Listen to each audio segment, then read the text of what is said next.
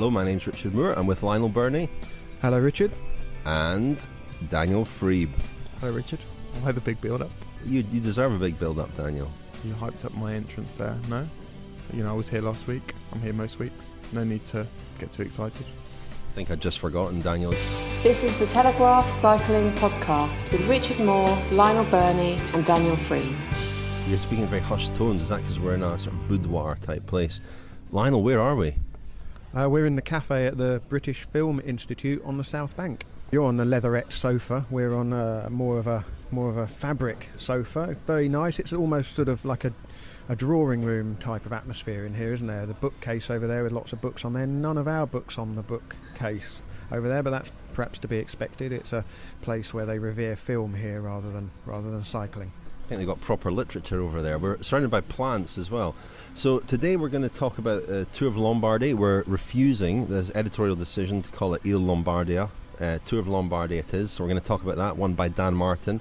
We're also going to be talking about the latest woes to afflict Team Astana, who have had a second rider test positive for EPO, a second brother indeed test positive for EPO, and where that leaves them in relation to their membership of the MPCC, the Movement for Credible Cycling.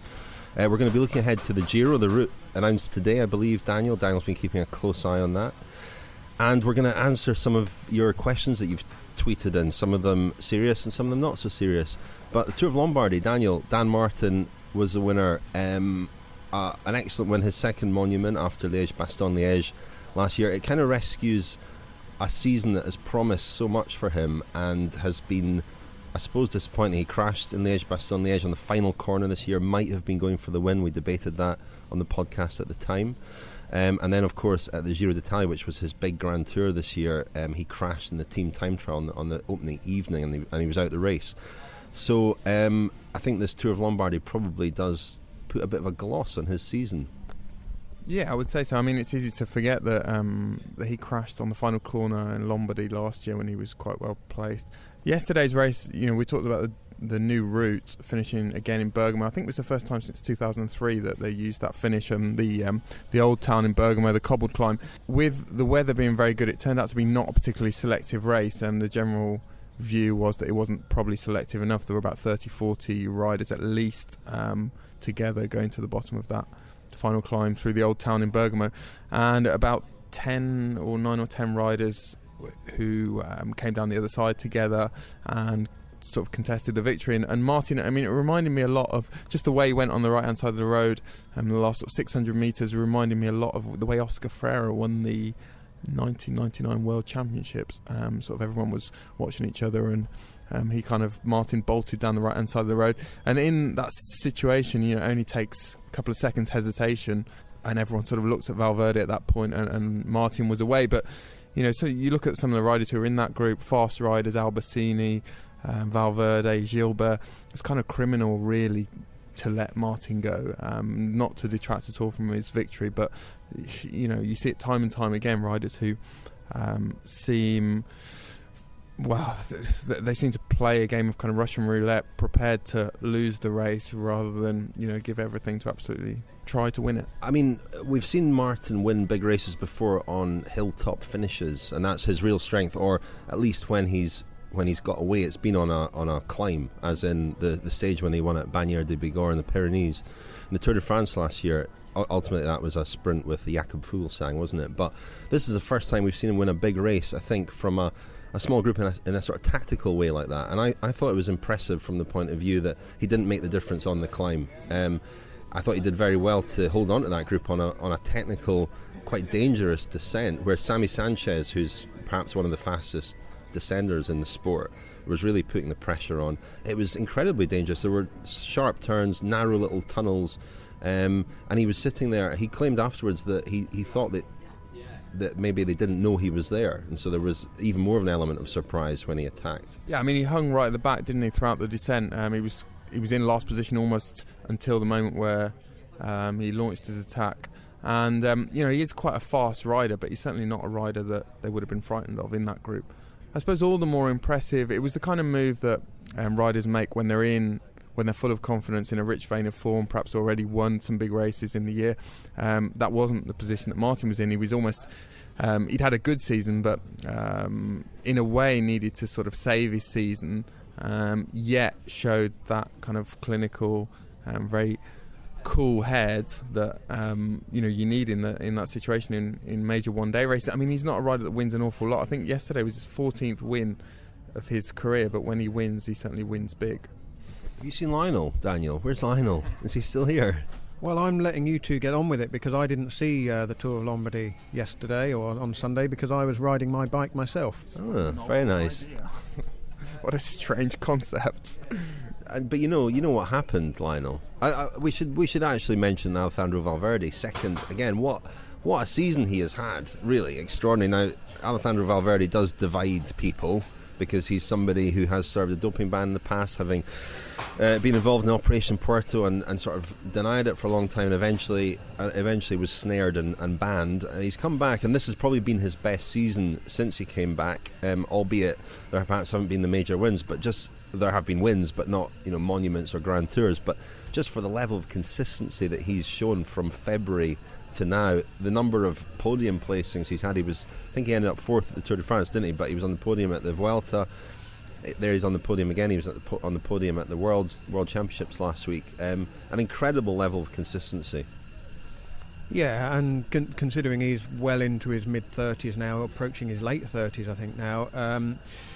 It is the kind of autumn of his career, but he's still delivering huge results for Movistar, and he's still kind of he's not going away, and so Nairo Quintana, who you would think would be their leader for the Tour de France next year, is still having to kind of wait to assume kind of outright leadership of the Movistar team. So Valverde, he's reliable for them in pretty much any race, any one-day race on the podium, as you say, at Liège-Bastogne-Liège. Again there at the Tour of Lombardy, World Championships. When the biggest races come around, he will always be there, and he's not necessarily got the explosiveness that he's had in the past to pull off the wins, but he's he's good for the top 3, top 5 every time.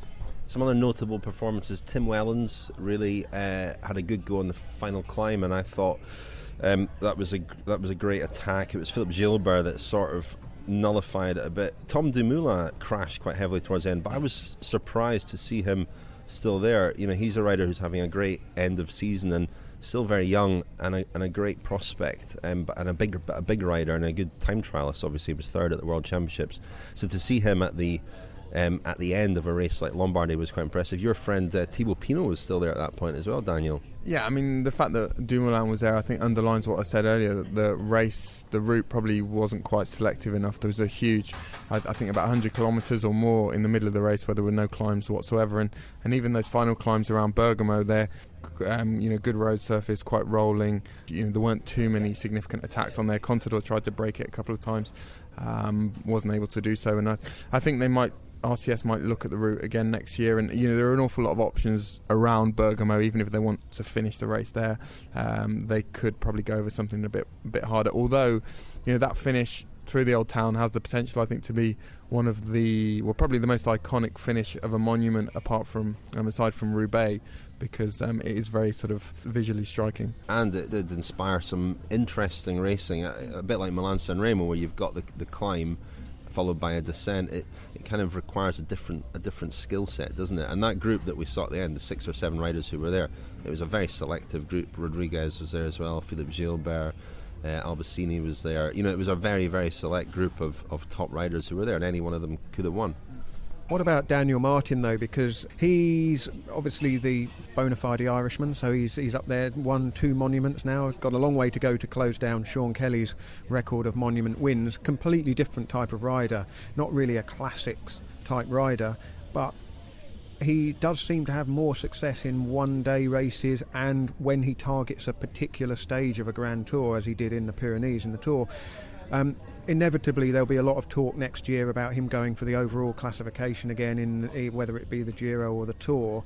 It seems to me that actually he's more at home when he's got the opportunity to race hard on a given day and sort of execute some kind of plan, some kind of strategy, rather than having to be that consistent, dogged, hang-in-there performer over sort of 2-3 weeks. I mean, we're obsessed, aren't we, by the Grand Tours, and when is somebody going to target the general classification of a Grand Tour? Why doesn't, as if that's all that really counts and matters. I think that obsession has cost Nicolas Roche some of the best years of his career, because I think he could have been winning one-day races, classics, and there's a guy so versatile. He was up there in bunch sprints at the start of his career, and I think that's something that he could and should have done. I think Dan Martin's being pragmatic and sensible. He says he prefers one-day races.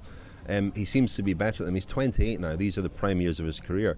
Why, put all your eggs in the Tour de France basket or Giro or whatever? I mean, it was interesting this year that after he crashed out the Giro, there was talk of him going to the Tour. I think he was fit enough physically, but he didn't want to do it.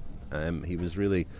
there was somebody, was it Ned Bolting or somebody, one of our friends of the podcast, certainly spent some time with his father, and it was obvious in the immediate aftermath of him crashing out the Giro that he had no intention of going to the Tour de France at all.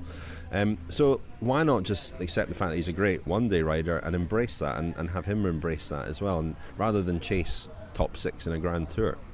I think he deserves great credit for that, in the same way that certain riders, the more intelligent riders, realise early in their career that they are destined to be domestiques and not team leaders, and go on to carve out very good careers in that role. I think Dan Martin, I think he took his cue really from a 9th place, I think, in his first Tour of Lombardy, and that was a bit of a eureka moment for him. He realised that he really could have a future in one-day races, and in spite of having won the Route du Sud very early in his career and done very well as an amateur in mountainous races, and he could easily have been railroaded towards Grand Tours, and I think he's been very smart and also realistic about the fact that, I think, we've called him fragile in the past, or various people have called him fragile sort of physically. He's had some health problems, he's had injury problems, which seems to have been, well, on the whole, resolved. Certainly he had a sinus issue, an allergy issue that's been resolved, but I think he still probably has a tendency to have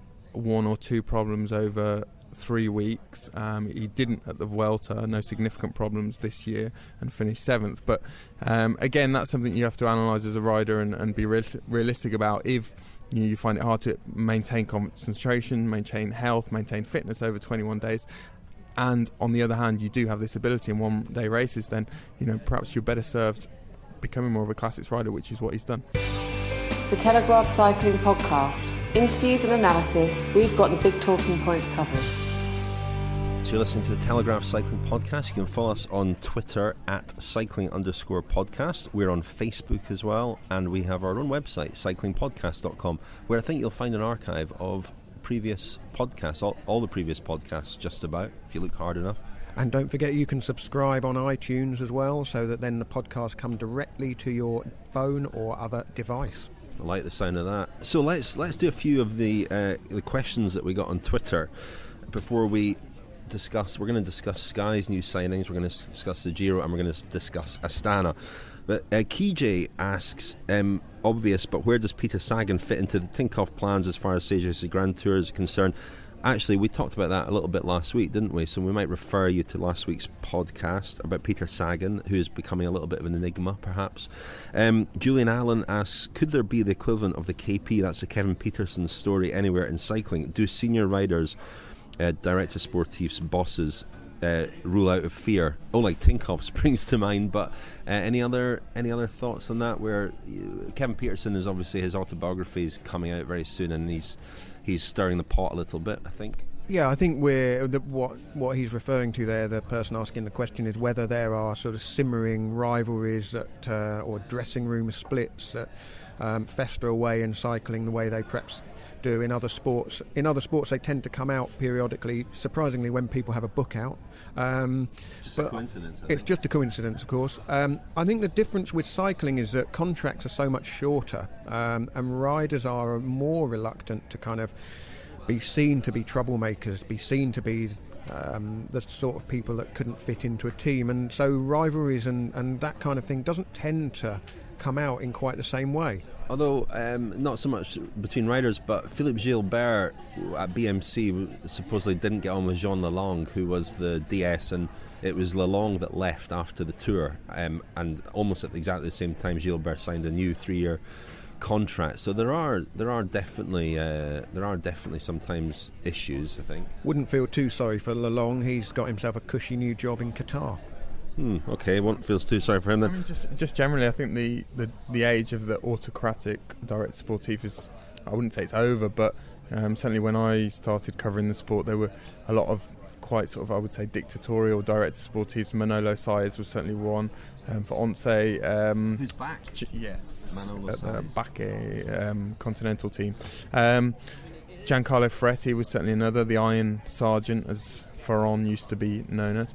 And I mean, Vincent Lavenu at AG2R has a reputation as a bit of a firebrand, although he has taken a back step really. And you know, I think that there is a sort of figure now, the team manager or the team principal, which, you know, Dave Brailsford is one, Bjarne Riis is another, and they have less to do. Bob Stapleton sort of pioneered that role, didn't he? Bob Stapleton carved it out. Yeah, and they have less to do with the day-to-day running of the team, and you know, then they don't usually act as direct sportives in races, and so I think there's less latitude for them to sort of rule with an iron fist than there was in days gone by. So Simone Warner asks, tips from each of you breakthrough riders next season. Daniel? I think it'll be a big year for young Belgians, not young Frenchmen, young Belgians. I think 3 names that stand out. Tim Wellens has really already had his breakthrough this year, won the Eneco Tour and was extremely good yesterday in Lombardy. I think Loic Vliegen, who's going to ride for BMC next year, has been very impressive in the amateur ranks this year, and I think Louis Verveca as well was extremely good in the Tour de l'Avenir, very, very good climber. You know, periodically we hear young Belgians heralded as the next Belgian winner of the Tour de France. Of course, the last Belgian winner was Lucien Van Impe in 1976, but Verveca is certainly someone who seems to have considerable stage race pedigree. Yeah, I was going to say Tim Wellens, actually. I know he won the Eneco Tour, he was 4th in the Tour of Lombardy, but to kind of more general observers of cycling, probably not a name yet that they will have come across until he does something in one of the big classics in the spring or in one of the Grand Tours. But I think he'll have a big year. And then there's another one at Amiga Pharma Quickstep, Peter Seri, who looks pretty handy. I mean, he was up there in the results in Lombardy, had a few decent results. Is this his second year as a pro already? Yeah, he's been around for a while. The one thing about, not to contradict you, Lionel, but Lombardy, you often see now with Lombardy, there are so many riders there who don't seem to be particularly motivated and tired that young riders seem to do surprisingly well at Lombardy. Davide Valella for Cannondale is another very promising young rider, but he rode very, very well yesterday, finished I think about 15th, 16th, but Seri did have a good ride yesterday, certainly. Yeah, it's the kind of race where people can have a good result. It's kind of the Olivier Zorg syndrome, isn't it? I saw Seri chasing to get back on. He was quite close to the Omega Pharma Quick Step car at the time. Clearly got a lot of know-how then. I think he was just collecting bottles or something, but he appeared back in the bunch not long after that. Just on Omega Pharma Quick Step and Seri and young riders who might emerge next year, I think we've already seen Julien Alaphilippe do very well in the second half of this year. I think it'll be a big year for him. And just one more name, I forgot, Alexis Goujar of AG2R La Mondiale, a big sort of beefy kind of Cancellara type rider who might win some prologues, I think, next year. Assistant Commissar.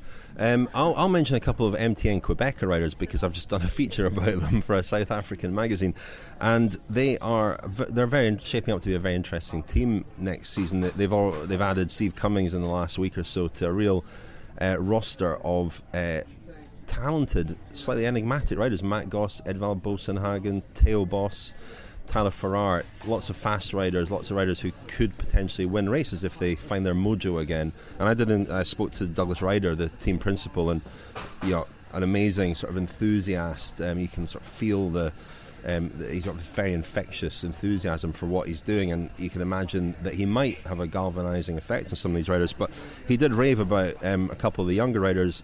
He did point out that the team remains 60% African, and it will certainly never go below 50% African, he said. But Louis Mentiez is a rider who we know already quite well. He's medalled in the Under-23 World Championships. He rode well again this year. He was away on his own on the final lap. He was fifth on the stage of the Tour of Spain, the one that was won by rider Hejidal. So we know a little bit about him, but he's still only 21 and clearly very talented, good climber. And the Eritrean Merhawi Kudus, if that's how you pronounce his name, Merhawi Kudus, he's only 20, and he was fifth at the Route du Sud this year, which was won by Nicolas Roche, with Valverde and Michael Rogers also up there, second and third. So to finish fifth in that sort of company is impressive, only 20 years old. So there's a few of them, though, that are coming through now, finally starting to really show what they're capable of on the European stage. So I think that's quite an exciting team to look at for next year.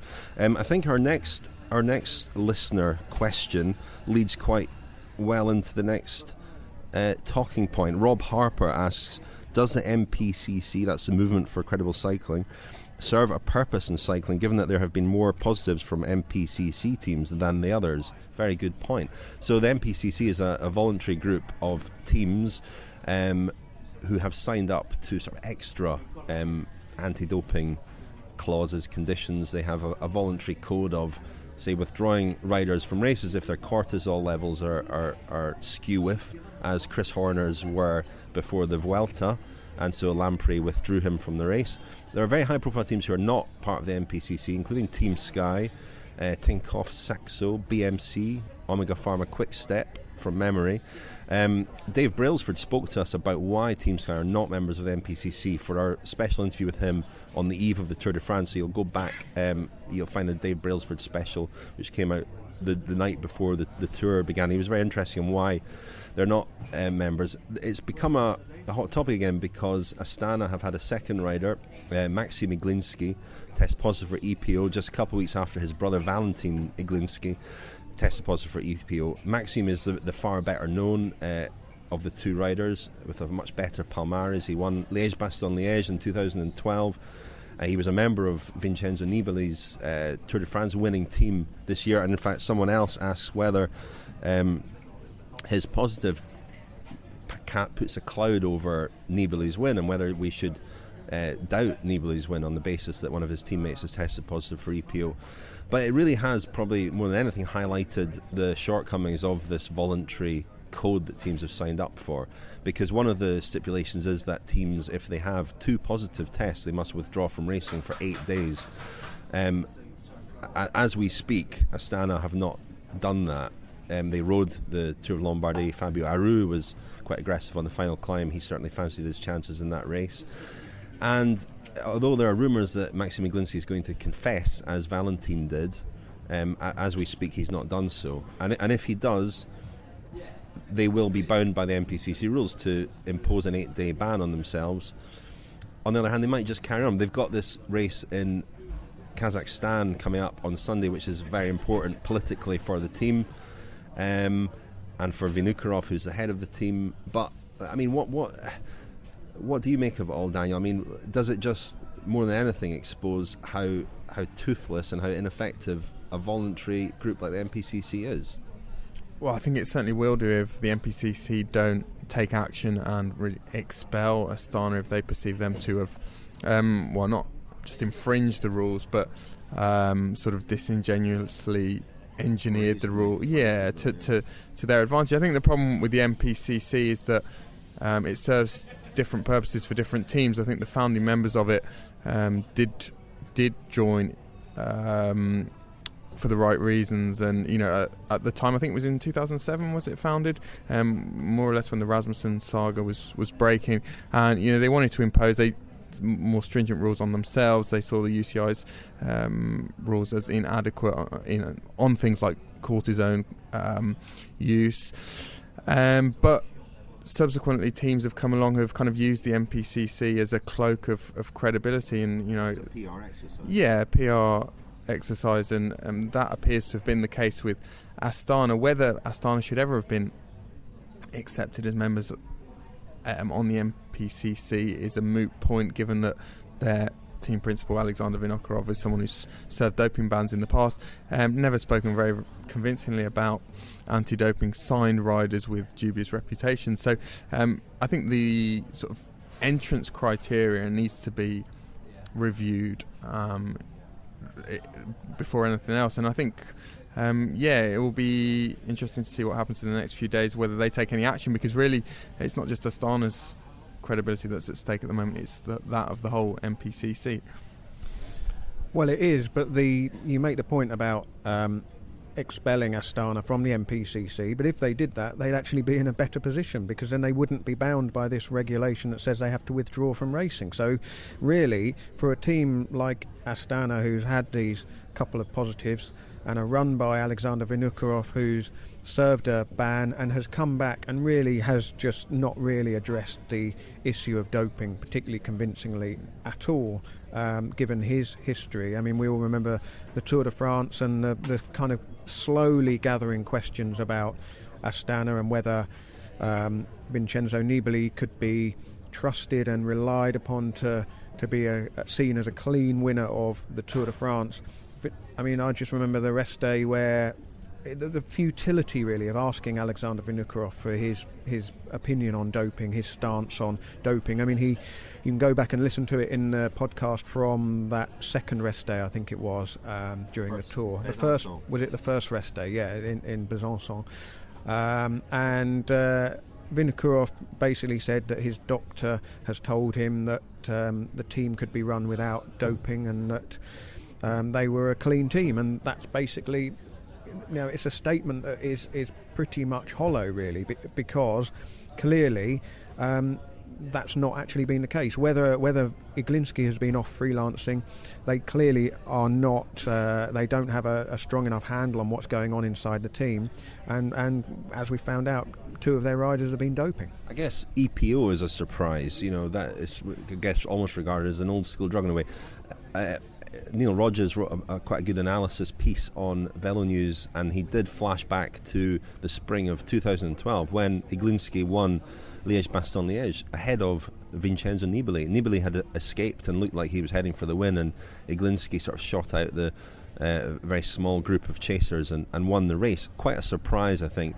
And Enrico Gasparotto the previous week had won the Amstel Gold Race, also an Astana rider, also a surprise, and he was third in Liège-Bastogne-Liège, in fact, as well. So I think there were eyebrows raised at the time about those performances by the Astana team in those particularly hard races, and races, especially Liège-Bastogne-Liège, which do have pretty checkered histories in terms of riders who've subsequently been embroiled in doping scandals. Not to say that Iglinski's win at the time was drug fueled, but inevitably when somebody tests positive, you do look at their entire career in a different light and with questions that you perhaps didn't have before.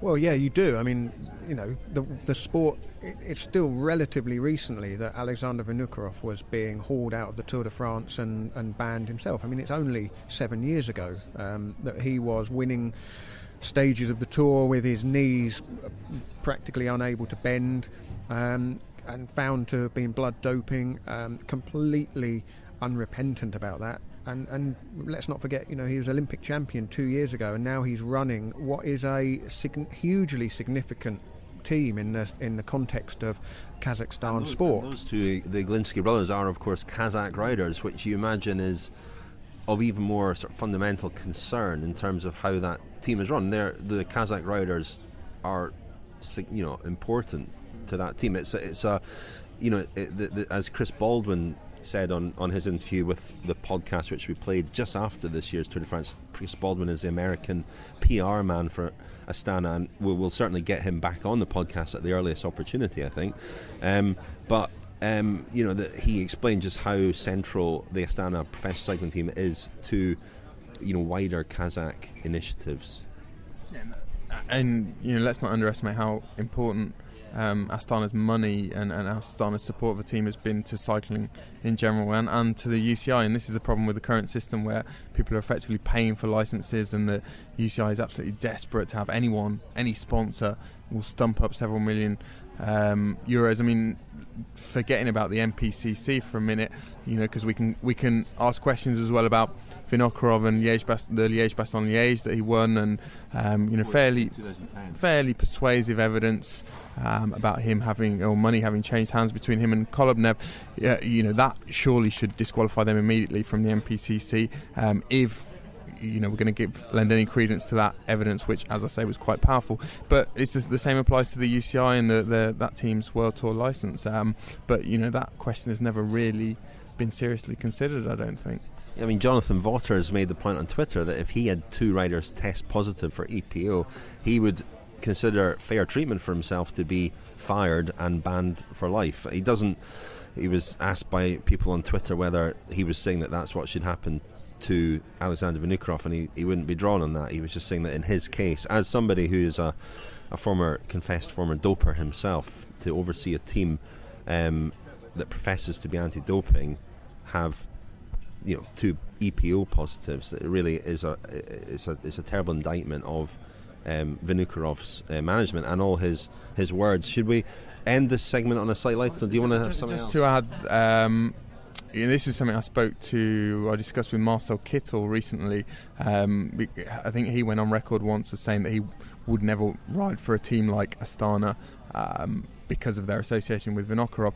He sort of tempered that statement slightly. I think he's more conscious of his position in the sport now and the attention that people pay to everything he says. But he said that as riders, they feel powerless and they don't feel as though they by making sort of pronouncements like he did, they're only causing trouble for themselves. However, it was quite clear from what Kittel said that he thinks that the UCI should really show a firmer hand on issues like this, and they should be the ones dealing with precisely that question I asked a few minutes ago.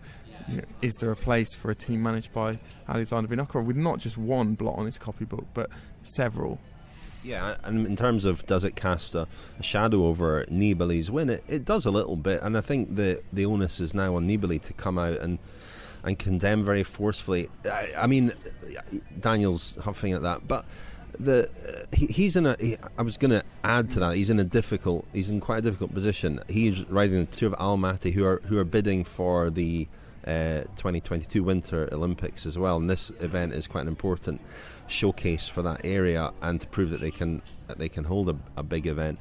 There have been sort of tensions between Nibali and his team all year, and differences of from the national champions jersey to unnecessary hunting trips to Kazakhstan. You do get this sense of some friction there between, and I judging from a couple of tweets again that Nibali put out over the weekend, which has been his only comment so far on the case of the Iglinskis.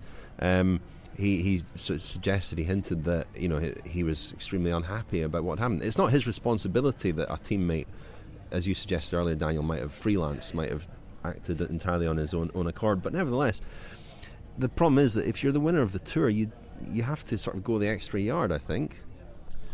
I think you do, but I think also that this highlights the point, and going back to the question about Kevin Peterson's autobiography and the kind of powerlessness of the riders that Daniel mentioned, even the biggest name riders, and we're talking about Marcel Kittel a second ago, Vincenzo Nibali, if they stick their heads up above the parapet and make a controversial statement or some kind of statement, they find themselves in a very tricky position. And I think one of the big problems for professional cyclists, not only is it a relatively short career and their contracts are short-ish, even the top stars only really sign a 3 or 4 year contract at a time, so circumstances can change an awful lot in a short period of time.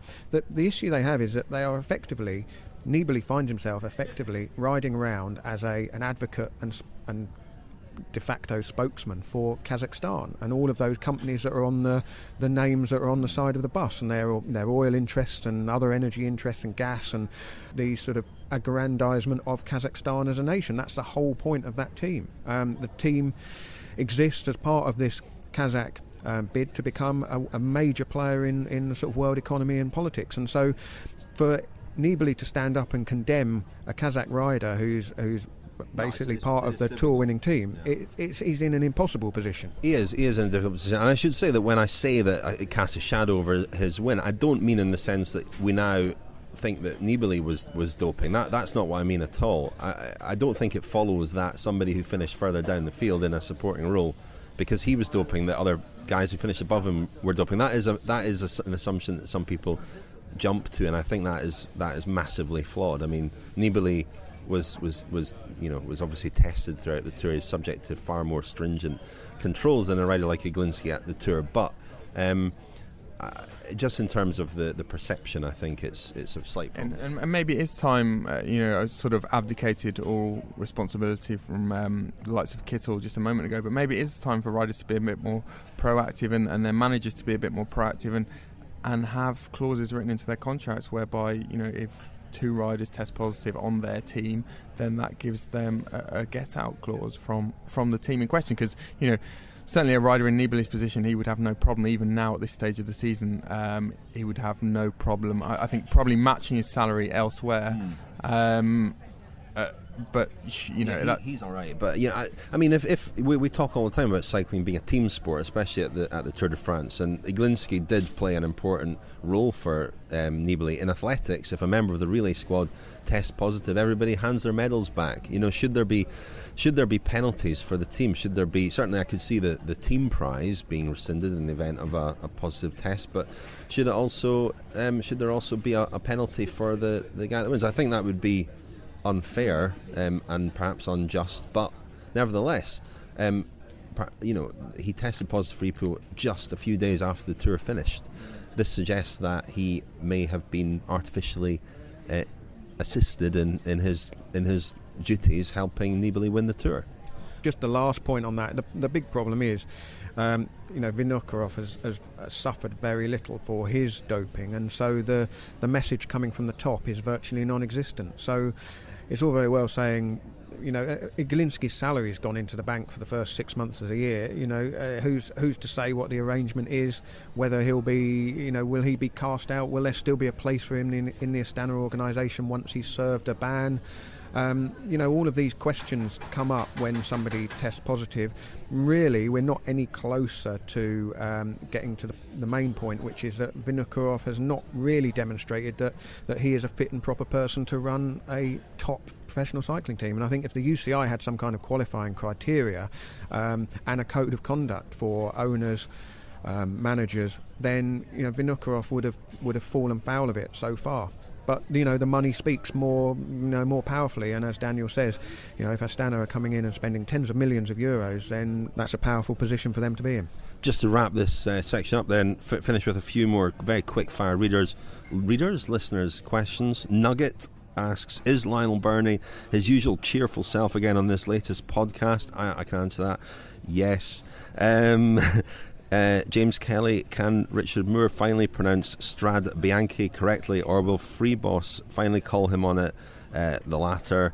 And Alan Foster asks, what hair products do you all use? I don't use anything, I'm completely natural. Lionel? Brasso, for that extra shine. I suspect Daniel's the expert on this. I'm nothing at the moment. I've got glossy mane is all natural. It's not that glossy, but I've got an appointment with my hairdresser. He's coming to my house, as you know, Richard. Hang on, is that why you have to leave early? Oh, that's an unacceptable reason to leave early. This is Julian Assange's hairdresser. He's at the Venezuelan embassy as we speak. Ecuadorian, as we speak. You're listening to the Telegraph Cycling Podcast.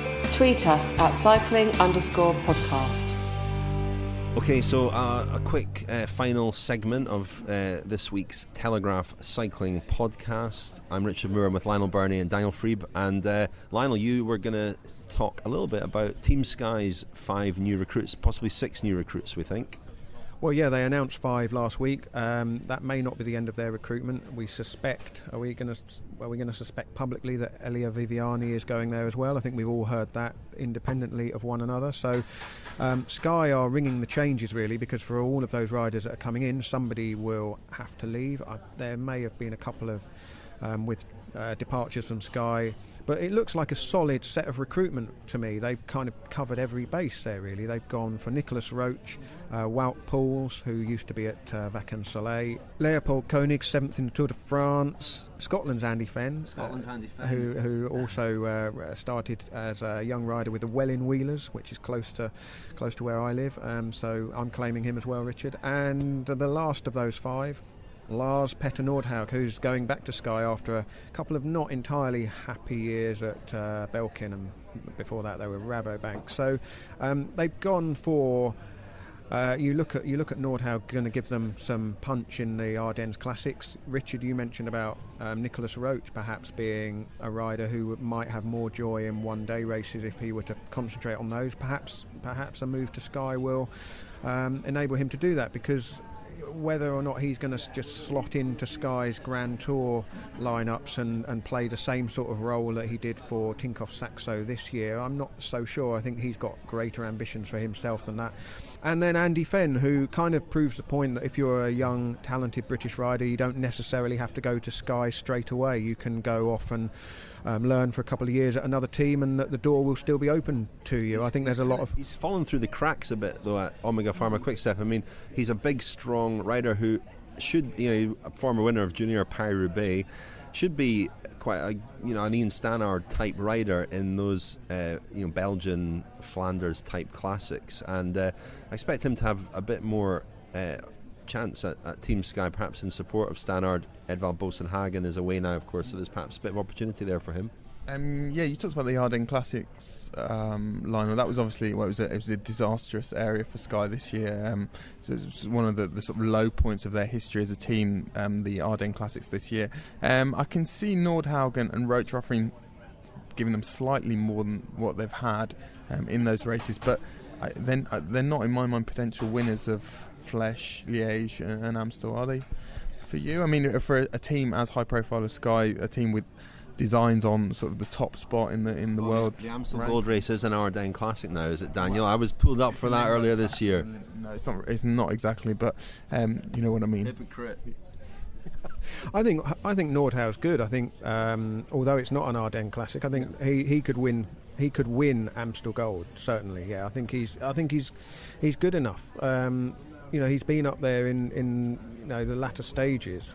I think he could. He's a top 10 rider at best, personally, but fight.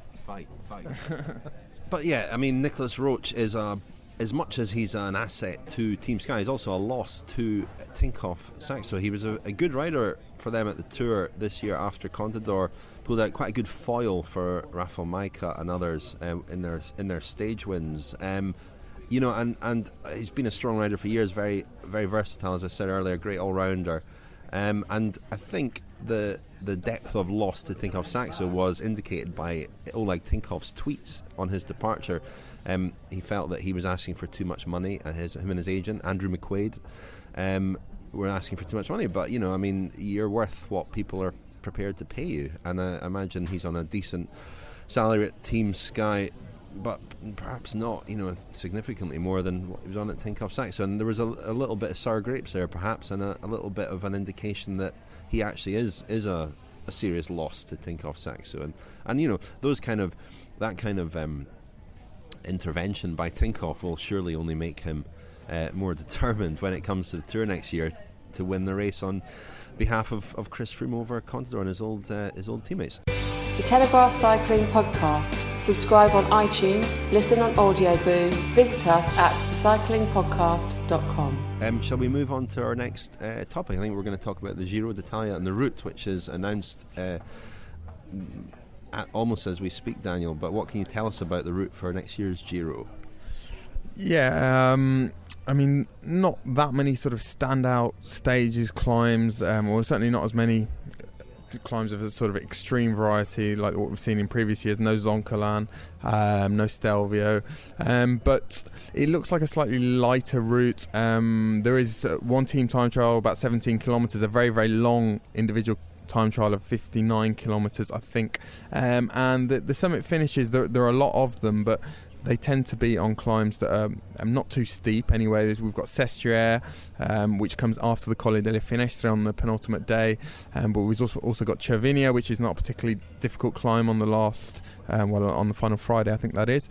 Madonna di Campiglio, we're going back there, famous, of course, or infamous for being the town where Marco Pantani was booted out of the Giro in 1999, and it looks to me like a move to try to lure more riders who will go for the win in the Tour de France to the Giro, because obviously there's been a lot of talk about very, very difficult routes, tiring riders out and making it impossible to go for the Giro Tour double. Contador's already said that he wants to do the Giro. He'll certainly be pleased that there aren't too many of those sort of leg-breaking Zoncolan type climbs. So we'll probably see him. I think we'll see Nibali, and it remains to be seen how Astana are going to get Nibali and Aru to sort of dovetail at the Giro and the Tour. Who's going to be the captain where? I expect Nibali to probably ride in support of Aru at the Giro and vice versa at the Tour. There are still murmurings about Aru's contract, and although he is under contract at Astana, I know some people are fishing around, other teams are fishing around, other managers are fishing around. I think he will stay, but there are people who want to certainly prize him away from Astana for the 2015 season. Shall we wrap up there, fellas? It's getting a bit. Lunch hour is approaching here at the BFI, so we should wrap it up. We've been filmed today as well, and I think this film will be making its way. A little film of the podcast will be making its way onto channels at some point in the future. We'll let you know when. Not that anybody will want to watch it, I'm sure. And it's a shame, Daniel, that you got your haircut scheduled for after the podcast, because you are looking quite long and curly today. I thought you were going to mention my appearance on Italian TV talking about the Scottish referendum then. Oh yeah, that's good. He reminded me of that. Yeah, Daniel appeared on Italian TV the day after the Scottish referendum, adding his thoughts in Italian to the Italian. So the Italian public are far more enlightened now about the Scottish referendum thanks to Daniel. What did you actually say? I think it was the typical kind of mealy mouth response that I usually give on the podcast on other subjects. Had you done your research? Looked at a map, worked out where Scotland was? Yeah, I think I mentioned Hadrian's Wall. I think the Battle of Britain, and that was about the extent of my insight. Daniel, you've got Scottish roots. Your father comes from Hart Hill, and I've never met anyone who comes from Hart Hill, which is right between Edinburgh and Glasgow. There's motorway services there. Would it be fair to call it the armpit of Scotland? It's certainly windswept. It's on a hill. I've been there. I don't want to offend our Hart Hill listeners by calling it the armpit of Scotland. Is it somewhere where people couldn't quite be bothered to get all the way to Edinburgh or Glasgow, and they just thought, this will do? Well, there's nice motorway services there, so you can see the logic for that. Yeah, maybe, Lionel. I really don't have any insight. Maybe if anyone's listening in Hart Hill, they can tell us why they live there. Anyway, shall we wrap it up there? You insulted Coventry last week, your place of birth, Daniel. Now you're insulting your father's hometown. Honestly. Right, well, thank you very much, Lionel. Thank you, Richard. Thank you, Daniel. Thank you both. This is the Telegraph Cycling Podcast with Richard Moore, Lionel Birnie and Daniel Friebe.